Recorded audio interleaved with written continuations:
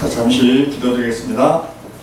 사랑과 은혜가 많으신 하나님 아버지, 주님께서 우리를 지극히 사랑하셔서 오늘도 모이게 하여 주시고 하나님의 말씀을 통하여 또한 은혜 받게 하여 주심을 감사드립니다.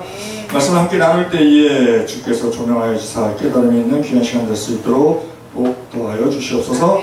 우리 주 예수 그리스도의 이름으로 기도드렸나이다. 아멘. 예, 오늘은 솔로몬 성전에 대해서 우리가 알고 있는 내용을 다시 한번 생각하면서 말씀을 나눠보도록 하겠습니다. 우리가 알고 있다고는 하지만 실제적으로 이렇게 질문을 해보면 모르는 경우가 많아요. 예를 들어서 솔로몬이 성전을 지었어요. 7년 동안 지었고 궁궐은 14년간 지었다. 이거는 다 알아요. 그런데 낙성식을 합니다. 지금으로 말하면 이제 헌당식이에요. 예배당식보 헌당식을 하는데 낙성식을 하는데 제물을 드려요. 제물을 소와 양을 드립니다. 그런데 소를 몇 마리 드렸는가? 양을 몇 마리 드렸는가? 이건 모르는 사람이 많아요. 몇 마리 드렸겠어요? 엄청 많이 드렸어요. 그런 내용을 보도록 하겠습니다. 자, 솔로몬 때에 법궤를 일단 기럇여아림에서 아비나답 집에 20년간 있던 법궤를 다윗이 하나님을 사모하는 마음이 있어서 가지고 오죠. 가지고 오는데 어디로 갖고 오나 봤더니 예루살렘으로 가지고 와. 그러더니 법궤를 딱 놓더니 거기다 장막을 쳐요. 그래서 거기 다윗의 장막이라 그래. 아니 그 당시에 법궤 성막이 기브온 산당에 있었습니다. 근데 여기서 기브온 산당에 있었다고 하니까 산당이면은 뭐예요? 산당이면은 그 가나안 칠족속이 자기네들 우상한테 제사 지내는 장소가 산당이에요. 그런데 그 성막이 기브온 산당에 있어. 왜? 산당이 크기 때문에. 이건 뭐랑 똑같냐면, 그러면 우리가 절이 있는데 절이 시설이 잘 돼 있어. 그러면 그 있는 상태 그대로 우리가 예배당으로 써도 되나? 된다는 거예요. 왜냐? 기브온 산당에서 1천 번제를 드렸는데 하나님 이걸 받으셔. 네? 자, 우리가 역대하 1장 1절로 6절 우리 합독합니다. 다윗의 아들 솔로몬의 왕위가 견고하여 가며 그 하나님 여호와께서 저와 함께하사 심히 창대케 하시니 솔로몬이 온 이스라엘의 천부장과 백부장과 재판관과 온 이스라엘의 각 방백과 족장들을 명하고 온 회중과 함께 기브온 산당으로 갔으니 하나님의 회막 곧 여호와의 종 모세가 광야에서 지은 것이 거기 있습니다. 다윗이 전에 예루살렘에서 하나님의 궤를 위하여 장막을 쳤었으므로 그 궤는 다윗이 이미 기럇여아림으로부터 위하여 예비한 곳에 메어 올렸고, 이 예비한 곳이라는 것은 성전 지을 땅 그곳을 말하는 거예요. 그 예비한 곳에 메어 올렸고, 옛적에 훌의 손자 우리의 아들 부살렛이 작은 지은 놋단은 여호와의 장막 앞에 있더라. 이게 번제단입니다. 번제단 앞에 있더라. 솔로몬이 회중으로 더불어 나아가서 여호와 앞 곧 회막 앞에 있는 놋단에 이르러 그 위에 1천 희생으로 번제를 드렸더라 그래요. 1천 번제가 1,001 동안 드린 것이 아니고 1천 마리의 소를 한 번에 드린 거예요.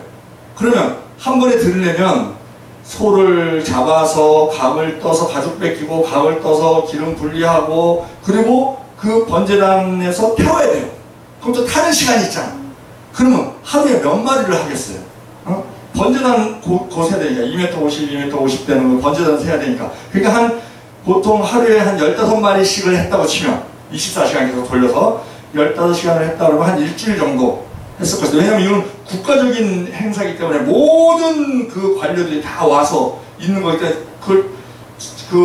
정부를 많이 비울 수가 없잖아요. 그런 상태이기 때문에. 근데 1천 희생을 드렸다. 그리고 나서 자, 그러면 산당에서 드렸다는 게 아주 특이합니다. 산당이 넓기 때문에 산당에서 드렸다는 것이 굉장히 특이한데, 그러면 우리가 절의 모양을 하고 있는 절로 쓰던 것을 우리가 그 예배당으로 써도 되느냐? 써도 되긴 된다는 거예요.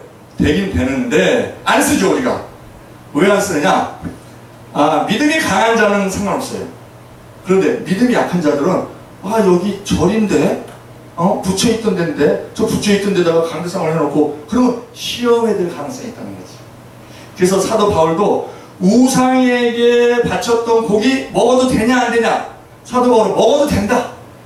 그렇지만 그 우상에 바쳤던 고기를 먹는 것을 누군가가 보고 그가 시험에 들 염려가 있다고 하면 사도 바울이 그러죠. 나는 그런 것을 막기 위해서 나는 평생 동안 고기를 안 먹겠다. 그러니까 나를 위한 삶이 아니고 타인을 위한 삶을 그렇게 얘기를 하는 거죠. 그런데 교회 중에서 절로 있었던 절을 사서 그것을 부시고 거기에 교회를 지은 교회들이 있어요. 그런데 그 교회들은요, 자부심이 대단합니다. 원래 여기 절터였는데 우리가 그걸 사서 왜 자부심이 있느냐? 절을 부셨다 이거야. 절을 부수고 우리가 하나님의 성전을 지었다. 그러니 승리의 개념이 있는 거예요. 그래서 아주 대단한데, 그래서 그것을 그대로 쓰지는, 아무리 시설이 좋은 절이라 하더라도 그걸 그대로 쓰지는 않는다 이거죠. 어느 목사님이 어느 할머니를 이제 전도를 했는데, 이 할머니가 정한수를 이렇게 떠놓고 계속 비나이다 비나이다 하는 분이에요. 매일 자식을 위해서 비나이다 비나이다 하는 분이에요. 그래서 그분이 이제 전도를 했어. 그분이 전도를 했는데 이제 교회에 나왔는데, 그러니까 기도를 열심히 하죠. 이 타종교에 열심히 던 사람이요, 이 기독교로 방향만 쫙 돌리면은 그 사람 완전히 일꾼됩니다. 네? 그 방향만 싹 돌려주면. 그런데 그래서 하루는 이제 신방을 갔어요. 신방을 갔더니 기도를 하고 있는 거야. 성경책을 앞에다 딱 펴놓고, 성경책 앞에 이제 조그만 상에다가 성경책을 앞에다 딱 펴놓고 기도를 하는 걸 보니까 비나이다 비나이다 하나님께 비나이다, 똑같이 하나님 선지 신명이 하나님으로만 바뀌었어. 비나이다 비나이다 그러는 거야. 그랬더니 이 목사님이 볼 때 덕이 안 되는 거야. 그래서 그 기도를 그런 식으로 하지 마시고 그렇게 해도 되지만 그 할머니는 나는 이게 편하다는 거지. 평생 그렇게 기도를 했기 때문에. 근데 나는 지금 하나님한테 기도하는 거라는 거예요. 그러니까 그렇게 하지 말고 이렇게 하시오. 기도 방법을 다시 수정을 시켜줬다는 거예요. 시간이 좀 많이 걸리겠죠. 자기 하던 거를 바꾸려면. 그러니까 우리가요, 천주교에서 이제 이렇게 종교 개혁으로 나왔잖아요. 그 천주교랑 우리가 차별을 둬요, 차별을. 그래서 우리가 기도할 때요, 이렇게 기도합니다.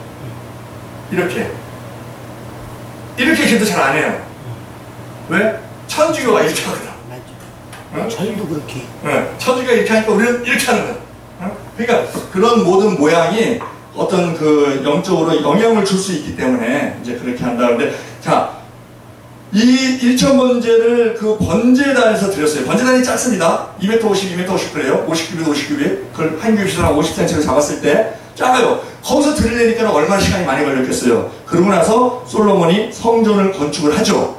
자, 역대하 3장 1절 합독합니다. 솔로몬이 예루살렘 모리아 산에 여호와의 전 건축하기를 시작하니 그것은 전에 여호와께서 그 아비 다윗에게 나타나신 것이요 여부스 사람 오르난의 사작마당에 다윗이 정한 것이다. 오르난에게 다윗이 샀죠. 오르난은 그냥 거저 주겠다 그랬는데 아니다. 하나님의 것은 거저 받는 것은 옳지 않다. 그래서 지불하고 값을 지불하고 이제 샀어요.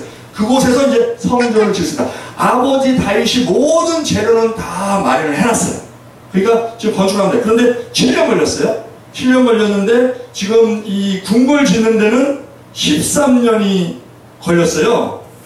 궁궐 짓는 데는. 자, 그런데 지금 이 그 모리아산 아브라함이 이삭을 번제로 드리려고 했던 그 장소를 이제 그 성전 장소로 택해서 이제 건물을 짓는데, 아버지가 다 모아놨기 때문에 건축을 빨리 이제 진행이 됩니다. 그런데 자, 원래 이 성전이라는 것은 그 근본 시작이 성막에서 시작이 된 거잖아요. 성막 그것을 그대로 이어받아서 성전을 짓는 건데, 이 성전이 성막하고는 비교가 안 될 정도로 전혀 규모나 모양이 바뀌기 시작합니다. 대표적인 게 번제단을 솔로몬 성전에서는 번제단을요 10m 만들어요. 번제단을 크기를 2.5m, 2.5m가 원래 성막에 있는 오리지널 번제단이야. 노수로 쌓여져 있는. 그런데 이 솔로몬 성전에서는 가로 10m, 세로 10m. 그렇게 번제단을 그렇게 만들어요. 그러니까 솔로몬이 1초 번제를 그 번제단에서 드렸잖아. 그때 막 속이 터지는 거야. 한 마리씩 밖에 못 드리잖아. 그러면. 한 마리 또 큰 거는 뭐 반씩 드려야 되겠네. 큰 거는 2.5m, 2.5m니까 크기가 하나님께서 정해주신 모세가 만든 게.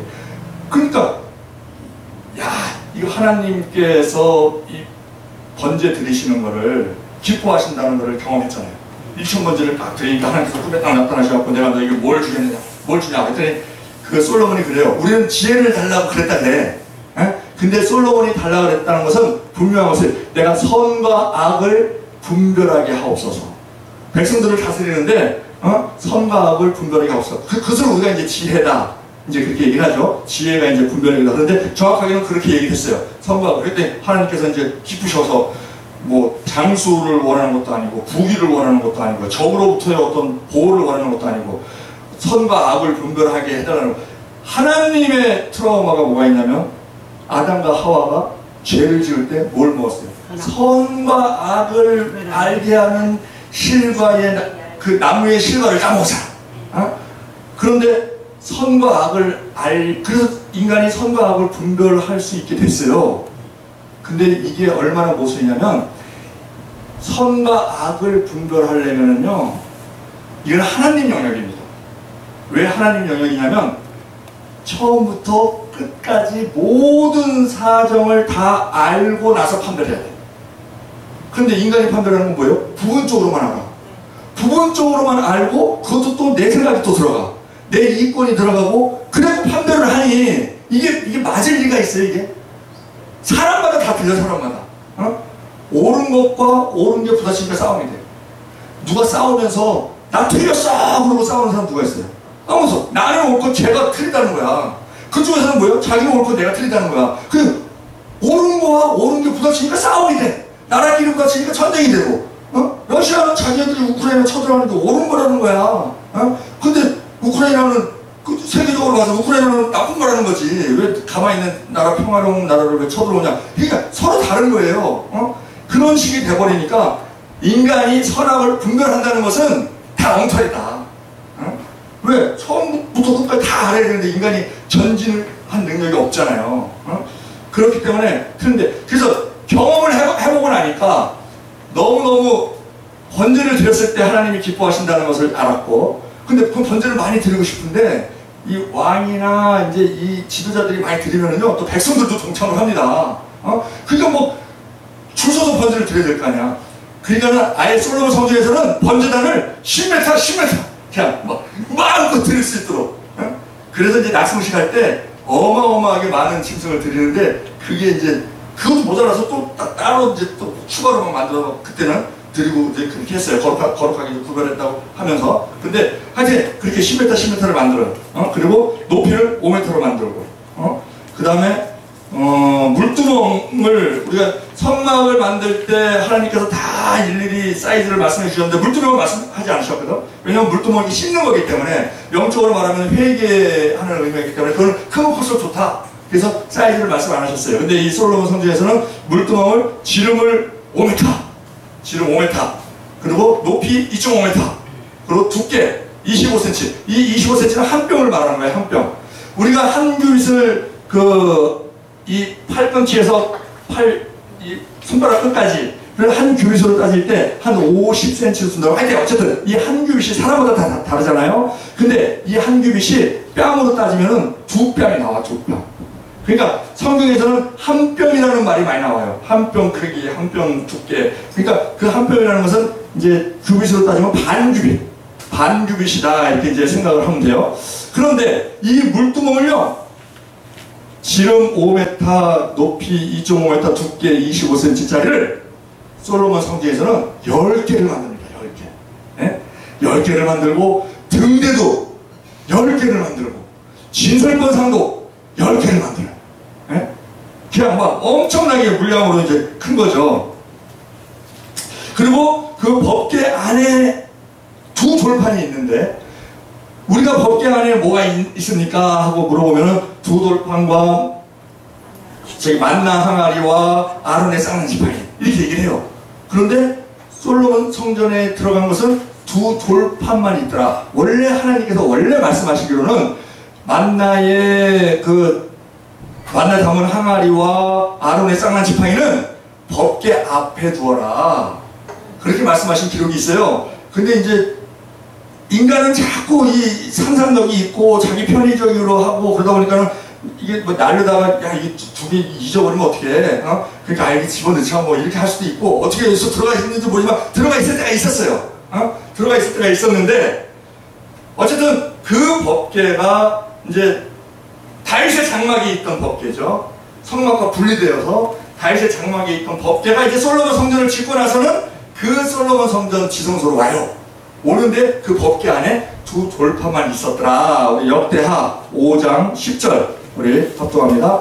궤 안에는 두 돌판 외에 아무것도 없으니 이것은 이스라엘 자손이 애굽에서 나온 후 여호와께서 저희와 언약을 세우실 때에 모세가 호렙에서 그 안에 넣은 것이더라.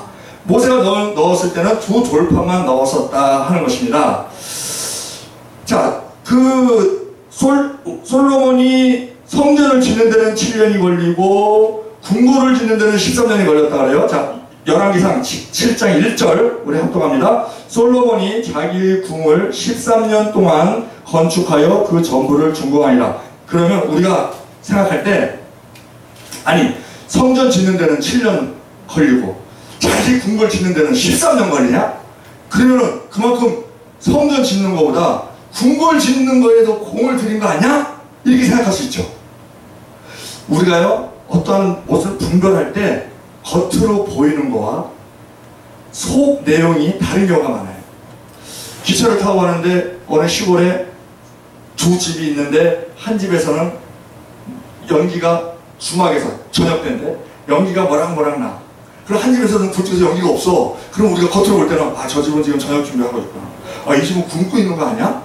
이렇게 생각할 수 있어요. 근데 안에 들어가 보니까 이쪽은 연기 없는 집은 다 현대 시스템이 돼 있어갖고 전기밥솥으로 밥 짓고 막 이러고 있어요. 근데 이 연기 나는 데를 가보니까 이 부인이 그 부뚜막에서 연기를 막 이게 나무를 떼면서 막 헐렁헐렁 기침하면서 막 연기를 짓고 있는 거야. 그러면 우리가 겉에서 보는 거하고 완전히 다르잖아요. 겉에서 보는 거하고 완전히 다른 그런 상태는 아죠. 병원에서 병원 통계를 낼 때 요 병원은 사망자가 몇 명이냐, 그러니까 병원에 치료받으러 왔다가 사망한 사람이 몇 명이냐 하는 그런 자료가 있을 때 사망자가 많은 병원이 좋은 병원이에요? 사망자가 적은 병원이 좋은 병원이에요? 우리는 적은 병원이 좋다 그래. 적은 병원이. 그런데 속을 들여다보니까 사망자가 많은 병원은 위급 환자가 그만큼 많이 온 거야. 에? 그러니까 저 병원은 잘한다고 생각하니까 위급한 사람이 다 흘러간 거야.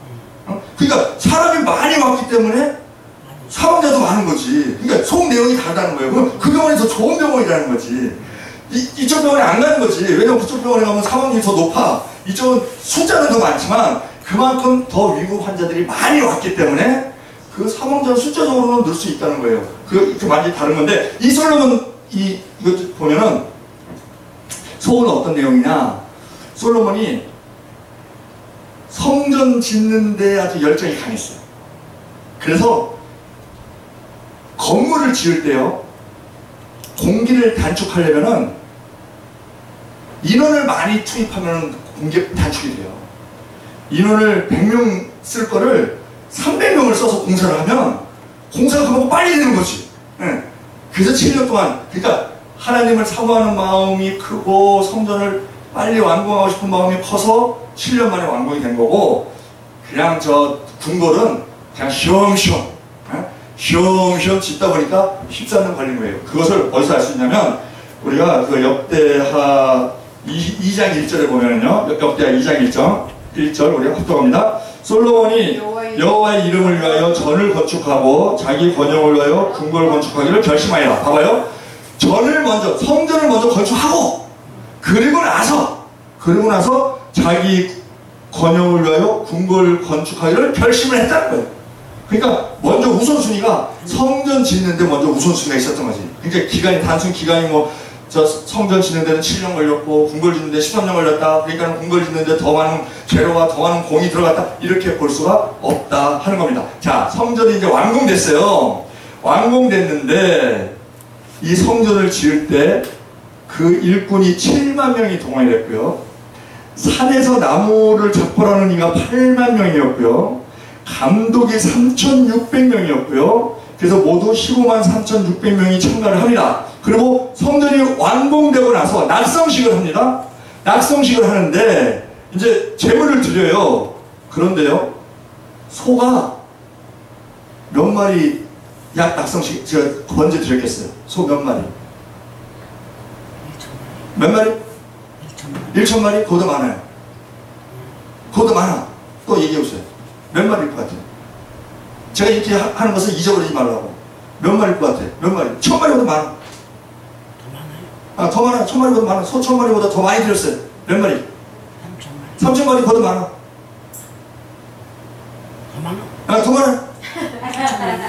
7,000마리. 7,000마리? 그보다 더 많아. 몇 마리? 10,000마리? 그보다 더 많아. 22,000마리 드렸고요. 양을 몇 마리 드렸겠어? 양. 양 몇 마리 드렸겠어? 대충 세 분만 말씀해보세요. 대충 몇 마리? 양 22,000마리? 그보다 많아. 몇 마리? 이 답이요, 역대하 7장 5절에 나와요. 역대하 7장 5절. 이거를 모르는 분이 많아. 10명 물어보면 10명 다 몰라. 분명히 성경에 기록이 있는데. 역대하 7장 5절. 그러니까 성경 100독을 했네, 200독이 했네, 그래도 이런 거 그냥 지나간다니까. 엄청나죠?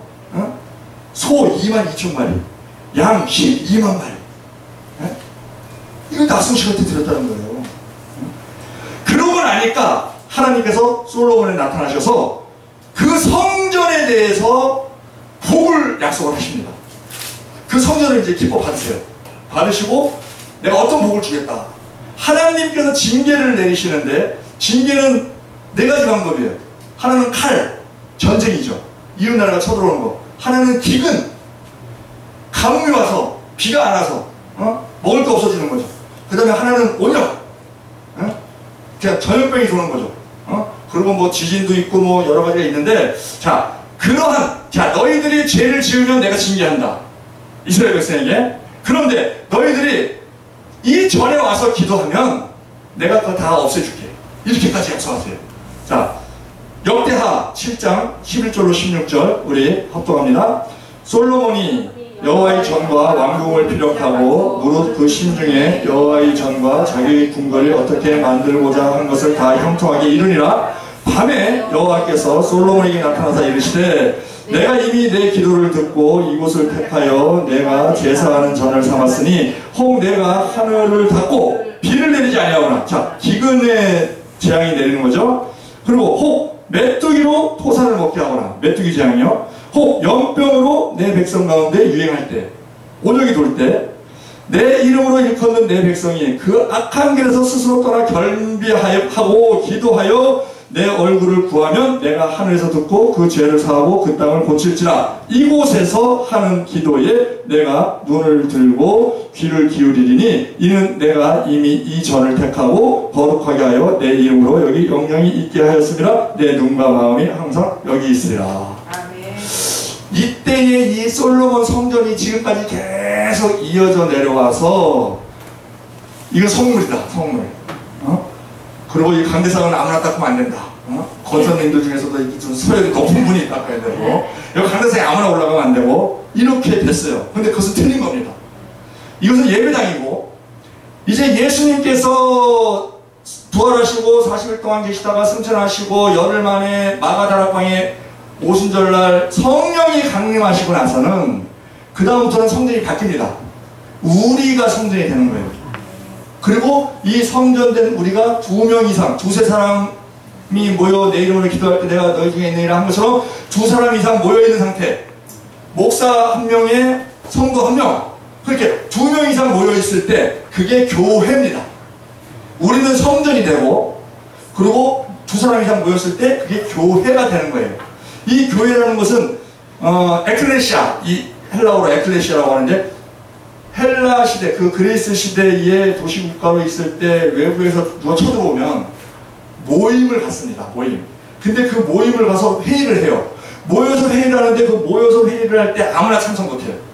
대표자들만 참석하는 거예요. 그리고 참석을 해서 거기서 어떻게 싸워야 되느냐, 싸워야 할 거냐, 화해를 할 거냐, 뭐 항복을 할 거냐, 뭐 어떻게 싸우면 어떻게 싸워야 될 거냐, 뭐 이런 것을 토의하는 그 모임이 에클레시아예요. 그 교회를 에클레시아라고 그래요.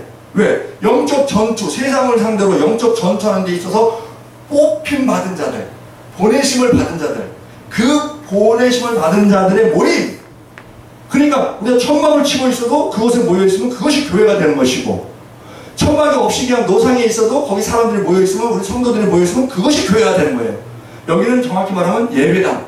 그런데 이제 와서 이제 우리 성도들이 모여서 예배드리고 하니까 이제 보통 교회라고 하죠. 무슨 교회, 무슨 교회. 근데 정확한 뜻은 그렇다 하는 것을 우리가 알면 됩니다. 자, 하나님께서 복을 약속하셨는데 기도응답의 자리라는 게 12절에 있고, 죄 용서의 자리라는 게 14절에 있고, 또한 재앙을 제거하겠다. 가뭄, 메뚜기, 연병, 그러한 재앙을 제거하겠다 하는 그 말씀, 약속이 13절에서 14절에 있고, 병 고치는 자리다. 연병을 제거한다. 13절에 있고, 땅을 고치는 자리다. 14절에 있고, 땅이라는 게 중요한 게, 그 당시에는 땅이 척박하면은요, 당근을 심어도 손가락만한 당근이 나와. 근데 땅이 아주 기름지면은 막 팔뚝만한 당근이 나오거든. 그게 땅이 중요한 거예요. 땅이 저주를 받으면 농사가 안 돼. 농사를 지어도 소득이 없어. 그리고 하나님이 사시는 자리다 하는 것을 16절에서 이렇게 이제 말씀을 해 주십니다. 그런데 우리가 이제 이 마가다락방에서 성령하고 나서, 자, 그러면 그래서 그때 이제 그 바울이 계속해서 하는 말이 그거예요. 너희가 성전이다. 너희가 성전이다. 성도들 한 명 한 명한테 너희가 성전이다. 우리의 몸, 우리가 몸으로 돼 있고 마음으로 돼 있잖아요. 우리 몸이 영혼 육으로 돼 있습니다만, 우리가 보통 따질 때 그 영과 혼을, 영혼을 정신으로 보고, 이제 정확히 말하면 이제 혼이 정신이지만, 우리 몸을 볼 때 마음과 육체로 돼 있어요. 그러면 너희가 하나님의 성전이다 할 때 너희 마음이 하나님의 성전이고, 또한 우리 마음이 하나님의 성전인데 우리 몸이 엉망으로 행동을 하면 그건 말이 안 되잖아요. 그러니까 너희 몸도 성전이다 이 얘기를 해요. 고린도서 3장 16절에 너희가 하나님의 성전인 것과 하나님의 성령이 너희 안에 거하시는 줄 알지 못하느냐. 우리 마음이 하나님의 성전이라는 거예요. 그리고 고린도서 6장 19절에 너희 몸은 너희가 하나님께로부터 받은 바 너희 가운데 계신 성령의 전인 줄 알지 못하느냐. 너희는 너희 것이 아니라 값으로 산 것이 되었으니 그런즉 너희 몸으로 하나님께 영광을 돌리라. 몸으로 하나님께 영광을 돌리라는 거예요. 그러니까 행동을 잘 해야 된다는 거지. 근데 마음으로는 나는 하나님만 믿는다. 나한테 하나님밖에 없다.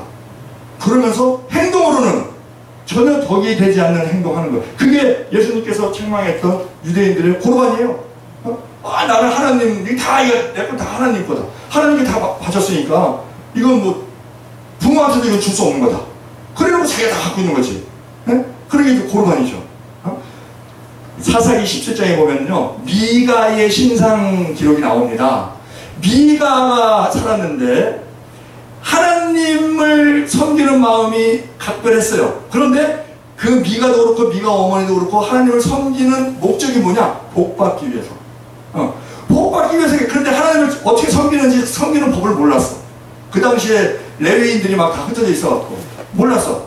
그런 상태에서 하나님을 어떻게 섬기냐면요, 신상을 만듭니다. 신상을 만들어 놓고 거기다가 하나님 섬긴다고 해. 그런데 겉으로는 또 어떤 행동을 하냐면요, 제사장들이 입는 에봇을 만들어요. 그래서 에봇을 입고 그리고 신상에다가 절하면서 빌면서 하나님을 섬긴다 그래. 그러면 그거는 마음으로는 하나님을 섬긴다고 하는데 몸은 뭐예요? 몸은 엉망이지. 그래서 우리가 몸과 마음이 다 하나님의 성전으로서 우리의 마음만 하나님의 성전이다. 그런데 몸은 뭐 세상에 속한 거니까 뭐 나몰라다. 이건 아니라는 거죠. 그래서 몸과 마음이 다 성전으로 돼야 된다. 자, 경제적인 면으로 볼 때요, 성막을 지을 때 금값이 한 500억 원 들었대요. 지금으로 환산을 하면. 성막을 지을 때. 다 금을 했으니까 그 기구들을. 그런데 성전을 지을 때는요, 벽도 다 막, 성벽도 다, 성전 건물은 물론이고, 벽도 다 금칠을 했거든. 성전에는 금값만 900조에 900조. 네? 환산을 하자면 900조예요. 그래서 중국 사람들은 만리장성을 걸어보지 않은 남자는 남자가 아니다, 뭐 이렇게 얘기하고, 브라질 사람들은 이과수 폭포를 보지 않은 사람은 장관을 보았다고 말하지 말라. 또 당시 이스라엘 사람들은요, 예루살렘 성전을 보지 못한 사람은 멋있는 건물을 보았다고 말하지 마라 하는 말이 나올 정도로. 그런데 이 성전이 어떻게 됩니까? AD 70년에 로마의 타이터스 장군에 의해서 다 부셔지죠. 다 부셔지는데 예수님 말씀대로 돌 위에 돌도 남지 않을 정도로 부서져요. 왜? 벽에 금이 붙어있거든. 금이 붙어있으니까 다 빠갖고 다 빠서 금을 캐내야 되니까 돌 위에 돌 하나 남을 수가 없는 거죠. 어? 그렇게 다 부셔져서 그 금을 이제 그 로마에다 갖다 주니까, 황제한테 갖다 주니까 그 황제가 너무 기뻐서 이 타이터스 장군한테 개선문을 지어줍니다. 수고했다고. 그래서 그 타이터스 개선문이 아직도 있다 그래요. 자, 그런데 지금 우리가 이 성전은 그렇게 화려했던 솔로몬 성전도 부서져 버렸어요. 부서져 버렸는데 지금 남아있는 성전 벽이 있어요. 지금도 벽이 있어요. 그 통곡의 벽이라고 그래요. 통곡의 벽. 그런데 그게 왜 지금까지 남아있냐? 성벽을 지을 때요, 동쪽은 부자들이 돈을 모아서 쌓았고, 북쪽은 정부 돈으로 쌓았고, 그리고 남쪽은 귀족들이 돈을 모아서 쌓았대요. 그래서 다 금을 입혔대. 근데 서쪽은 그냥 가난한 국민들한테 돈을 걷어서 서쪽 벽을 세운 거예요. 거기 금을 못 입혔어. 그냥 로마 그 티토스 장군이 와갖고 딱 보니까 그 서쪽 벽을 헐 필요가 없지. 금도 없는데 뭘 수고롭게 헐 필요가 있어. 그거만 남았다는 거야. 에? 우리가 그 굵은 나무가 선산 지킨다는 말이 있어요. 에? 나무가 막 뽑아갖고 저거 쓸모도 없네. 그리고 놔둔 나무가 계속 남아서 선산을 지킨다는 거야. 반듯반듯하게 자란 나무는 다 베서 다 대들보로 쓰고 뭐 기둥으로 쓰고 다 잘려나가는 거지. 이제. 우리 자식도 마찬가지야. 자식도 잘 나가는 자식은요, 인정 못합니다. 다 해외 나가 있고 막 그래서 꼴깍꼴깍 해도 인정 못해요. 왜? 처음에는 오지. 저 유급하시다 하러 와. 근데 또 안 돌아가셔. 어? 그러다가 이제 두세 번 하다가는 그 다음에 전화 받아도 알았어. 그러면 안 와. 그러다가 이제 소천되면은 인정 못하는 거예요. 어? 잘 나가는 자식은 인정 못해. 근데 못 나가는 자식은 저 캥거루족이 돼가 그냥 집에만 붙어 있고, 그러니까 끝까지 부모 마음에서 붕이라는 마음도 있고, 어? 그러니까 그냥 그 측은지심으로 계속 그냥 그렇게 사랑을 나눠주면서 사는 그런 경우를 주변에서 보는데, 마찬가지로 그래서 이 금을 입히지 않은 서쪽 벽만 지금 남아있다는 거예요. 지금 이제 성전이 완전히 무너지고 나서는 이 교회에 대한 성전에 대한 개념이 완전히 바뀐 거죠. 그 오순절 마가다락방에 성령이 임하고 나서부터 그때부터 교회가 탄생이 된 겁니다. 성령에 의해서 교회가 탄생이 된 거예요. 왜냐하면 이 교회는 단순한 사람들의 모임이 아니고 성령 받은 사람들의 모임이기 때문에 성령에 의해서 그때 오순절 다락방 사건으로 인해서 이제 교회가, 예루살렘 교회가 이제 생겨나고, 그리고 계속해서 이제 교회가 이렇게 번성이 됐습니다. 그런데 성경에는 이 교회는 예수님의 몸이다. 그리고 예수님은 교회의 머리다. 그런데 예수님은 하나님 우편에 계시다. 그러면 이 하나님 우편에 계신 분이 머리로서 이렇게 계획하는 일들이 있잖아요. 사단 심판을 또 하셔야 되고, 인류 구원도, 영혼 구원도 하셔야 되고, 계획이 있잖아요. 지금 아직 다 끝나지 않았으니까. 그러면 그 계획을 누가 합니까? 몸이 해야지, 몸. 그래서 하나님께서는 그 하늘에서 이루신 모든 그 뜻을 이 땅에서 교회를 통하여 이루신다 하는 겁니다. 자, 이 교회와 예수님과의 관계가 몸과 머리의 관계다 하는 것이 이제 에베소서에 아주 자세히 나오죠. 에베소 1장 22절에 보면 또 만물을 그 발 아래 복종하게 하시고 그를 만물 위에 교회의 머리로 주셨느니라. 교회는 그의 몸이니 만물 안에서 만물을 충만케 하는 자의 충만이라 이렇게 기록해주고 있고 고린도전서 12장 27절에는 너희는 성도들 너희는 그리스도의 몸이요 지체의 각 부분이라. 그래서 각자의 은사가 다 다르고 그 믿음의 길이와 높이와 넓이와 그 크기가 다 다르기 때문에 각자에게 맡겨진 일들이 있어요. 성도들은. 그러면 그 각 지체로서 누구는 손의 역할을 하고 누구는 발의 역할을 하고 누구는 입의 역할을 하고 해서 그 역할, 주어진 역할에 충실할 때에 그 교회가 건강한 교회가 되는 거죠. 우리가 저기 음식이 있어. 떡이 있어. 떡. 그럼 눈이 보죠. 그리고 발이 갑니다. 그 손이 집어요. 그 손이 입에다 넣어. 그러면 입이 씹어서 삼키면 위가 소화를 시키죠. 이것이 잘 돼야 되잖아요. 성도들이 각각 다 그 은사들이 다르고 하는 일이 다 달라. 공통적인 것은 영혼 구원이라는 복음 전파라는 것은 공통적이 있지만 각자 교회 사역을 하는 데서 다 달라요. 그런데 이 손이 나는 맨날 저거 먹을 거 집어서 입에다 넣어주기만 하고 나는 맛도 못 봐. 그러니까 나 안 할래. 그리고 손이 안 해버리면 입이 못 먹죠. 그럼 못 먹으면 어떻게 돼요? 몸이 면역성도 약해지고 힘도 없어지고 병도 걸리고 죽으면 손도 같이 죽는 거지. 그러니까 각자 맡은 일에 자기가 충성을 다해야 한다 하는 것. 골로새서 1장 18절에도 그는 몸인 교회의 머리라. 그가 근본이요 죽은 자들 가운데 먼저 나신 자니 이는 친히 만물에 으뜸이 되려 하시며 하고 그 예수님께서 교회의 머리시고 교회가 예수님의 몸이라 하는 것을 자세하게 얘기를 해주고 있습니다. 칼빈이 교회에 대해서 뭐라고 얘기를 했느냐. 교회는 모든 믿는 자들에게 공통되는 어머니여서 하나님의 자녀를 낳고 먹이고 기르는 곳이다. 왕이나 노예나 다를 바 없다. 이런 일은 성직자에 의해서 실행된다. 교회를 어머니처럼 섬기지 않는 자는 하나님을 아버지라 부를 수 없다. 이렇게 칼빈은 교회에 대해서 정의를 해요. 교회에서 낳고 기르고 뭐 이렇게 그러는 곳이다. 그 지구촌 이동훈 목사님은 그런 말씀하시더라고. 교회에 대해서 교회는 살키보를 하는 곳이다. 살키보를 하는 곳이다. 그게 뭔가 했더니 살리고 키우고 보내는 곳이다. 살키보를 하는 곳이다. 아주 단명하게 말씀을 해주시더라고요. 그리고 R.A. 토레이 신학자죠. 토레이는 신약에는 교회라는 말이 115번 나온다. 누구든지 교회를 경홀히 여기는 자는 하나님께서 세우신 성전을 업신여기는 것이 된다. 오늘날 교회를 경시하면서 출석을 등한히 하는 이들은 이런 사실을 분명히 알아야 한다. 그래요. 요즘 가난한 성도들이 많다 그래요.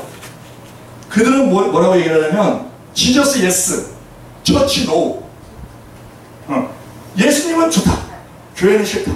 왜? 교회에 시험 든 사람들이에요. 목사님한테 시험 든 경우도 있고 뭐 장로님한테 시험 든 경우도 있고 같은 집사한테 시험 든 경우도 있고 누군가 인간에게 시험을 드는 걸로 말미암아 그게 마귀에게 속는 거죠. 마귀는 계속 이간질을 시키니까 막 분리를 시키기 위해서. 그러면 어떤 상대편이 잘못된 행동을 했을 때 아 저분은 이런 면이 좀 비신앙적인 것 같아. 그러면 그분을 위해서 기도를 해줄 생각을 해야지 거기에 그냥 같이 맞서서 뭐 이렇게 마음 상할 필요가 없다는 그건 이미 진 거예요. 진 거. 이스라엘이라는 뜻인 거예요. 이긴 자라는 뜻이거든. 예수님께서 계속 하시는 말씀 너는 이겨라. 이기는 자가 돼야 된다. 이기는 자가 되면 면류관을 받는다. 그 모든 것이 다 영적 전투인데. 그리고 자 이제 우리가 성막이 중요한 이유가 예수님의 그림자로서 예수님의 사역을 특징을 그대로 잘 투영해 주는 것이 성막이었어요. 그 뭐 번제단부터 시작해서 번제단은 십자가와 이렇게 통한 면이 있고, 뭐 물두명은 회개랑 통한 면이 있고, 또 이 저 등대는 기름이 채워져야 불이 붙잖아요. 계속 기름이 공급돼야 되잖아. 그래서 성령 충만해야 된다. 그리고 불꽃을 보면은 잠시라도 가만히 있을 데가 없어요. 잔바람이 부니까 계속 팔랑팔랑. 그와 마찬가지로 우리는 계속적으로 성령의 그 기름 공급을 받아서 계속적으로 활동해야 된다 하는 것을 우리 등대에서 알 수 있고, 진설병상 떡상에서 우리가 떡은 말씀이니까 말씀을 먹어야 된다. 분향단에서 우리 분향단은 기도니까 기도를 해야 된다. 뭐 이런 여러 가지를 성막에서 예수님의 사역과 그 어떤 모습을 볼 수 있단 말이에요. 성막에서. 그런데 이 성막이 에베네스의 전투에서 블레셋에게 법궤를 빼앗기고 나서는 다시 성막하고 합쳐지지가 않아요.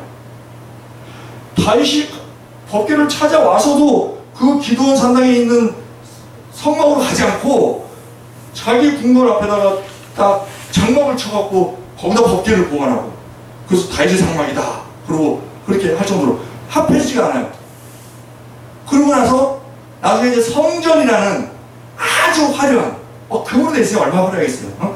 성전이라는 그 화려한 이제 그 건물이 되잖아요. 그러면 우리가 그것을 이렇게 비춰볼 때 이 법궤 입장에서 보면은요, 성막 시대가 있었고 장막 시대가 있습니다. 성막 시대는 그 법궤가 성막과 같이 있을 때, 지성소 안에 있을 때, 그때가 성막 시대. 그 가나안 40년 동안 계속 같이 다녔잖아요. 그게 성막 시대고, 그 다음에 분리됐을 때 그때가 이제 장막 시대고, 그 다음에 예루살렘 성전으로 들어갈 때가 성전 시대죠. 성전 시대. 그걸 우리가 예수님의 사역과 이렇게 비교해 볼 때, 이 성막에 있을 때 성막 시대는 예수님의 초림으로 그렇게 우리가 이제 연상해서 볼 수 있고, 장막 시대는 이 분리된 상태에서 어떤 예수님의 고난 시대. 그리고 이제 성전으로 들어갔을 때는 성전이고 화려함, 그런 것을 볼 때 예수님의 어떤 재림성, 재림할 때 그 영광스러운 그런 모습을 우리가 이렇게 이제 같이 비추어서 이제 볼 수도 있다 하는 것을 우리가 알 수 있습니다. 그러면 그런데 그런 성막 시대에도 이제 무너졌잖아요. 성전이 무너졌잖아요. 성전이 없어. 성전이 그냥 벽만 있고 없어. 성전이 없어진 그런 상태에서 우리가 성전이 없어지고 나서도 나중에 이제 바벨론 포로 잡혀가고 또 스룹바벨 때 와서 또 성전 짓긴 했어요. 그래서 그때는 뭐 금을 입히고 이런 형편이 아니었지. 그러니까는 그 스룹바벨 그 성전을 지을 때 그걸 보고 있던 나이 많은 사람들, 솔로몬 성전을 봤던 사람들, 어렸을 때 그거 한 10살에 봤던 사람은 80살이 됐을 거고, 뭐 그랬을 거 아니에요? 20살에 봤을 때는 90살이 됐을 거고, 그때 그 솔로몬 성전을 기억하는 사람은 스룹바벨이 지은 성전을 보고 통곡했다 그래. 통곡.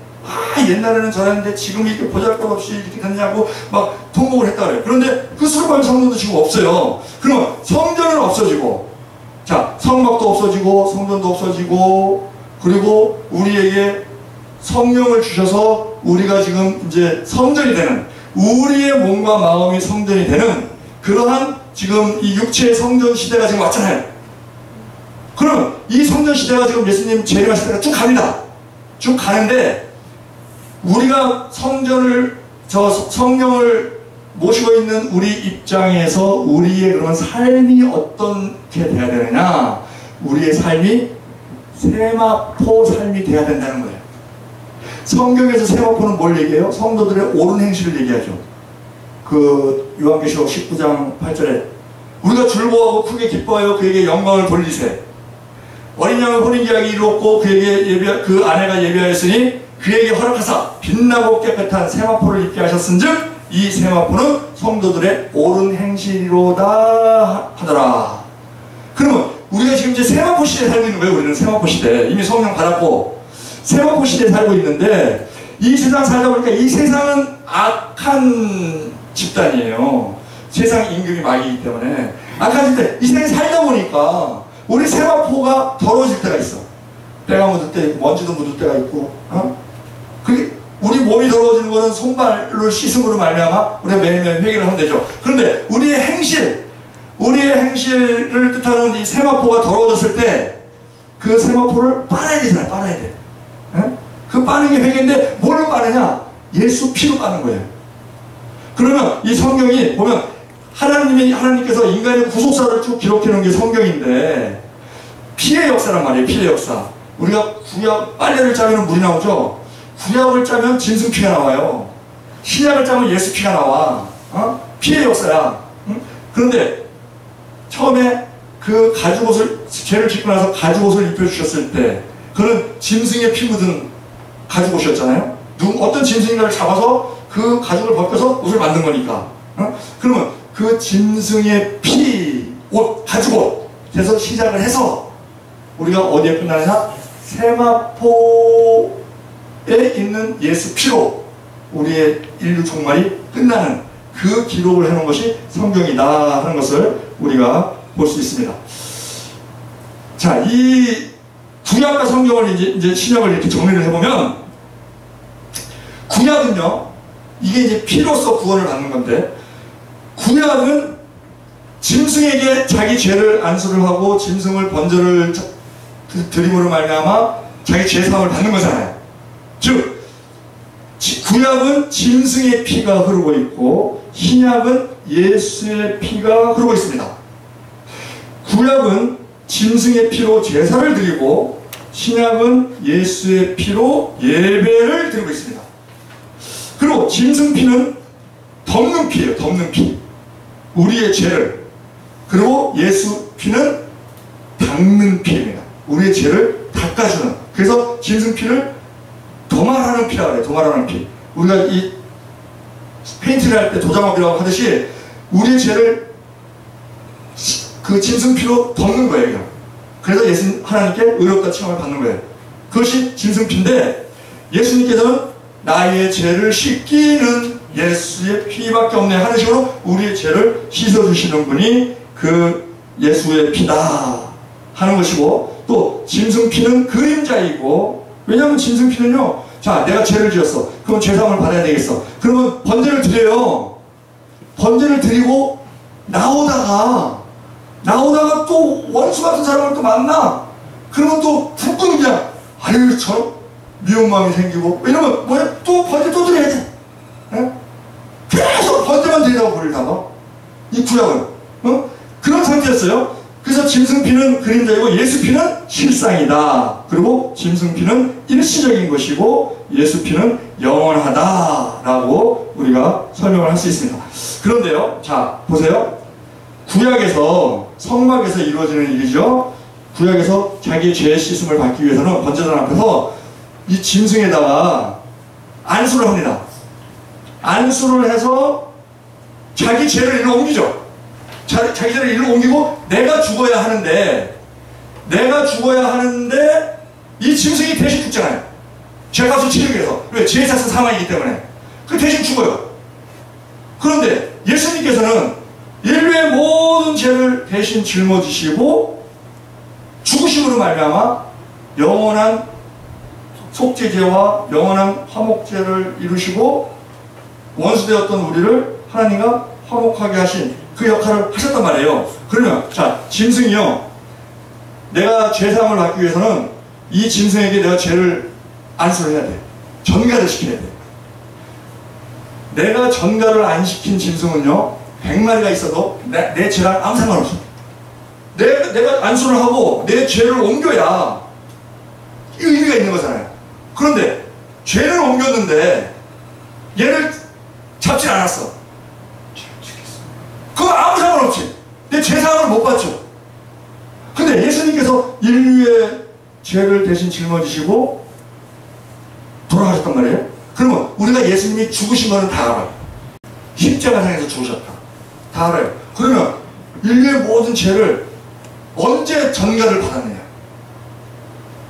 그거에 대해서는 우리가 생각할 때 하나님께서 태초부터, 창세 전부터 계획하신 분이시기 때문에 다 계획하시고 예수님을 속죄 제물로, 화목 제물로 쓰시기로 그때 결정하시고 그때 전가를 하신 것으로 볼 수 있어요.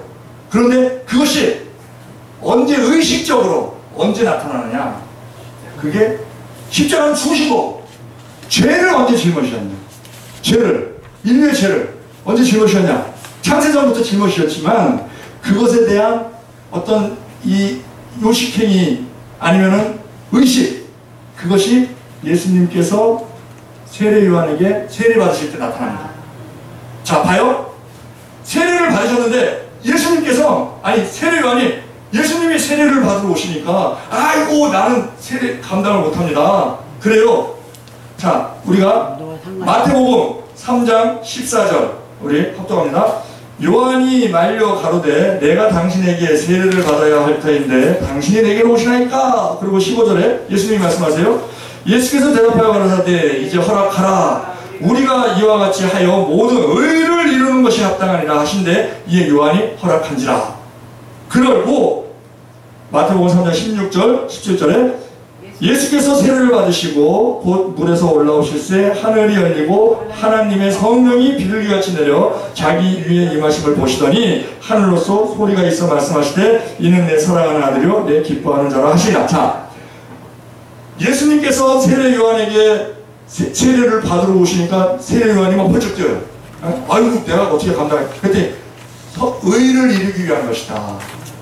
그러니 의식을 거행해라.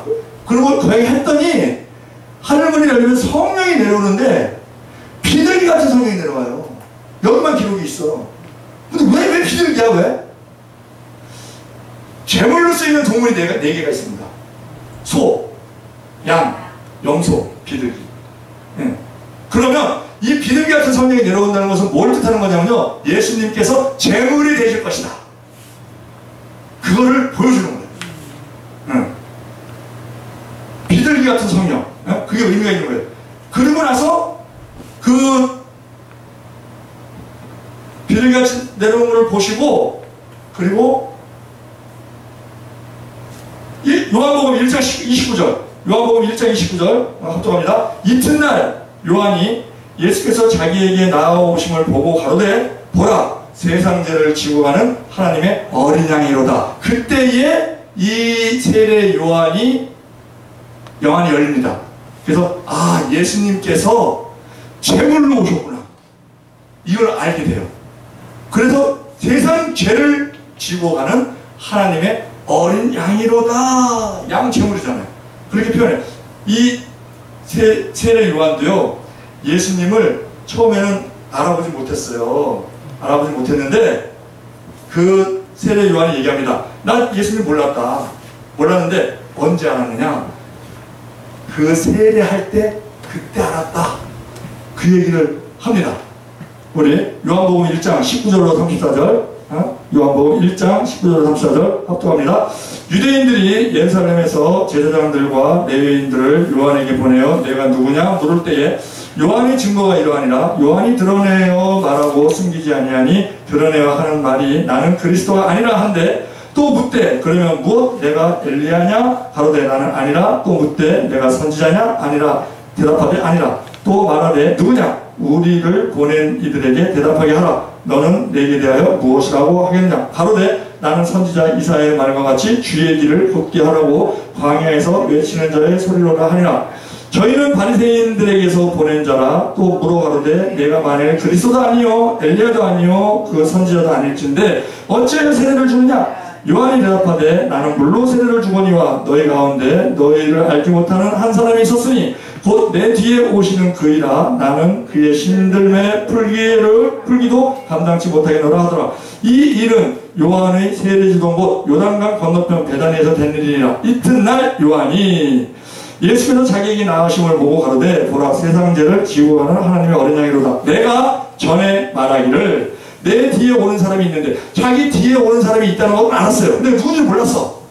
그것을 그 길을 예비하는 자라 하는 사명을 받았어요. 근데 몰랐는데 오는 사람이 있는데 나보다 앞선 것은 그가 나보다 훨씬 먼저 계심이라 한 것이 이 사람을 가리킴이라. 나도 그를 알지 못하였으나 내게 와서 물로 세례를 주는 것은 그를 이스라엘에게 나타내려 함이라 하니라. 요한이 또 증거하여 가로되 내가 봄에 성령이 비둘기같이 하늘로서 내려와서 그 위에 머물더라. 나도 그를 알지 못하였으나 나를 보내어 물로 세례를 주라 하신 그이가 나에게 말씀하시되 성령이 내려서 누구 위에든 머무는 것을 보고도 그가 곧 성령으로 세례를 주는 이인 줄 알라 하셨기에 내가 보고 그가 하나님의 아들인 것을 증거하노라. 즉 세례 요한이 사명을 받았는데 누군가가 뒤에 네 뒤에 네 뒤에 구세주가 올 것이다. 네 뒤에 구세주가 올 것인데 성령으로 세례를 주는 이가 올 것인데 너는 그 길을 예비하라. 그래서 자기는 이제 왔다는 거예요. 그래서 자기는 이제 그 예표로서 물로 세례를 줬어요. 그 내 뒤에 오는 분은 성령으로 세례를 준다는 거죠.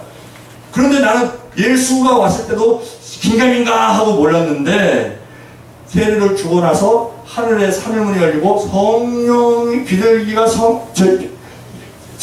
비둘기같이 내릴 때 그때 자기가 알아봤다는 거지. 아, 이분이 제물이 되실 분이구나. 그리고 나서 그 이튿날 보라, 세상 죄를 지고 가는 하나님의 어린 양이로다. 뭐 인간의 어린 양이 아니고 왕의 어린 양이 아니고 하나님의 어린 양이로다 하는 것을 얘기하는 것을 봅니다. 자, 결론을 맺겠습니다. 성만에서부터 쭉 시작해서 성전까지 거쳐서 이제 우리가 성전이 되었고 우리 앞으로의 삶은 우리가 세마포의 삶을 살아야 된다. 그것이 예수의 그 신부로서의 그 수업을 하는 것이다 하는 것을 했는데, 과거에 짐승이 번제단에서 죽었듯이 예수님께서 십자가에 죽으신 것을 제물로 그 생축과 같이 하나님께 드려졌다 하는 기록이 에베소서 5장 2절에 있어요. 에베소서 5장 2절 합독합니다. 그리스도께서 너희를 사랑하신 것 같이 너희도 사랑 가운데서 행하라.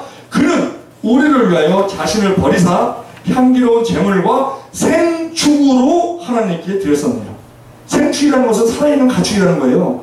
하나님 예수님께서 십자가에 달려서 죽으신 것이 그 구약에서 그 제물, 살아있는 짐승이 죽은 것처럼 하나님께 드려지는 것처럼 그렇게 하나님께 드렸다 하는 것이고, 에베소 1장 7절에 보면 우리가 그리스도 안에서 그 은혜의 풍성함을 따라 그의 피로 말미암아 구속과 죄사함을 받았으니, 또 베드로전서 1장 18절에 너희가 알거니와 너희 조상과 유전된 망령된 행실에서 구속된 것은 금이나 같이 없어질 것을 한 것이 아니요 오직 흠없고 정없는 어린양 같은 그리스도의 보배로운 피로 한 것이다 하는 것을 우리가 이제 정리가 됩니다. 그래서 우리가 많은 사람들에게 얘기할 때 십자가와 뭐 나와의 죄와는 무슨 관계가 있느냐, 그것이 구약에서의 그 짐승에게 전가를 하고 내가 죽어야 하는데 짐승이 대신 죽은 것처럼 예수님께서 인류의 모든 죄를 대신 전가 받으시고 비둘기같이 어린 양같이 그렇게 제물로 오셔서 그 우리의 죄를 대신해서 죽으신 것이다. 그런데 이게요, 들을 귀 있는 자는 듣고 볼 눈이 있는 자는 봐요. 그러니까 우리가 이렇게 전도를 했을 때 그걸 안 받아들이는 사람이 있어. 그러면 아, 이 사람은 택정받지 못한 사람인가? 이렇게 생각하기 전에 사람은요, 호흡이 있는 동안은 기회가 있습니다. 호흡이 있는 동안은 구원의 기회가 있어요. 그거를 보여주는 것이 예수님 옆에서 죽은 강도예요. 그 강도는 살아있을 때 한 일이 뭐예요? 사형당하기만 했어. 그러다가 숨이 끊어지는 상태에서 십자가에 달려서 숨이 끊어진 상태에서 예수님을 인정하고 믿었더니 예수님께서 너는 나와 함께 남원에 있으리라 그런 말씀하시잖아요. 그러니까 숨이 끊어지기 전에는 누구나 기회가 있어. 누가 택정받은 자고 누가 불택자인지 우리는 몰라요. 그래서 우리는 때를 어떤 입으로 얻든지 우리는 말씀을 전하는 거야. 한 사람이 교회로 오기까지는 평균 20명의 사람이 진지한 권고와 그 기도가 있었다는 거예요. 그러면 내가 전했어. 근데 씨도 안 먹혀. 그러면 낙심할 게 아니라 아, 내가 13번째인가 보다. 앞으로 7명이 더 와야 되네. 그러면 나는 그 13번째 벽돌을 채운 역할을 하는 거예요. 20벽돌이 차면 이 사람이 교회로 올 텐데, 나는 중간에 그래도 한몫을 한 거야. 그러니까 내 할 일을 한 거야. 하나님이 아셔. 그 상금은 하늘에서 받을 거예요. 그럼 낙심할 게 없다는 거지. 그런데 우리는 전도가 힘들다는 게 뭐예요? 내가 아무리 전해도 안 먹혀. 우리는 빨리 결실을 해야 되는데 그게 안 돼. 우리가 전도했을 때 순순히 따라오는 사람들, 그러면 내가 뭐 설명을 잘해서 그게 아니고 내가 20번째 사람이었나 보다. 그렇게 생각하면 된다는 거예요. 안 들어! 그러면 내가 3번째 사람인가? 내가 12번째 사람인가? 그러고 또 다음 사람도 오겠지. 나도 하는 병을 채웠으니까. 그렇게 하면 낙심할 게 없다는 거예요. 그러니까 우리가 이 구약 사실이나 신약 사실 또한 이 예수님 제물된 것, 이 모든 것을 우리가 잘 익혀서 우리가 하는 일은요 전도로 끝나는 게 아니에요. 여러분들 지도자이기 때문에 예수님께서 하신 말씀이 뭐예요? 가르쳐 지키게 하라. 가르쳐 지키야. 그러니까 우리가 가르쳐 지키게 하기에 부족함 없는 우리 종들 되기를 우리 주 예수 그리스도 이름으로 축원드립니다. 기도드립니다. 사랑하는 하나님 하나님 아버지 주님께서 우리 주님께 사랑하셔서 오늘도 성전 성막 또한 그 주님께서 우리 보혜사 성령을 보내주시고 또한 우리를 성전 삼으시고 또한 교회로 세워주시는 모든 과정을 함께 봤습니다. 우리가 또 우리에게 사명이 있습니다. 먼저 우리 개인적으로는 우리가 생업부의 시대에 우리가 또 옳은 행실을 하는데 열심 내게 하여 주시었고 또 많은 사람들에게 또한 하나님의 가르침을 그 구원의 진리를 그들에게 가르치기에 부족함이 없는 우리 모두 될 수 있도록 복내려 주시옵소서. 감사드리며 우리 주 예수 그리스도 이름으로 기도드리옵나이다. 아멘.